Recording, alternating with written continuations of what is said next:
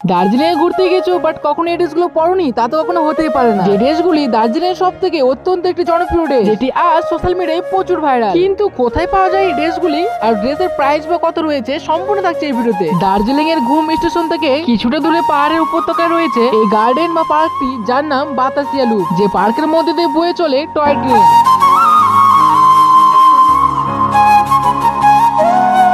আর এত সুন্দর ভিউ নিতে গেলে কিন্তু অবশ্যই আসতে হবে তোমাদেরকে বাতাসিয়া লুপে। জাস্ট ঠিক আমার পিছনে রয়েছে সেই টয় ট্রেনটি। তাই বেশি আর দেরি না করে আমরা উঠে গেলাম সেই টয় ট্রেনে কিছু ছবি নেওয়ার জন্য। তো চলো এই পার্কে কি কি রয়েছে একটু ঘুরিয়ে দেখাই।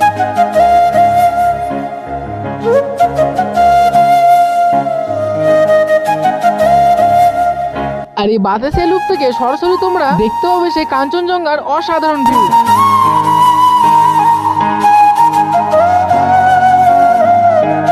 আর এই ড্রেসগুলি কিন্তু এই বাতাসিয়া লুপে সব থেকে বেশি পাওয়া যায়, যার প্রাইস মাত্র 50 টাকা। আর এই ড্রেসগুলি পরে কিন্তু তোমরা পার্কের যে কোনো জায়গায় ঘুরতে পারো আর ফটোশুট করতে পারো। এই পার্কের মূল আকর্ষণ হিসেবে রয়েছে ঐতিহাসিক নিদর্শন গোর্খা ওয়েবেল মেমোরিয়াল।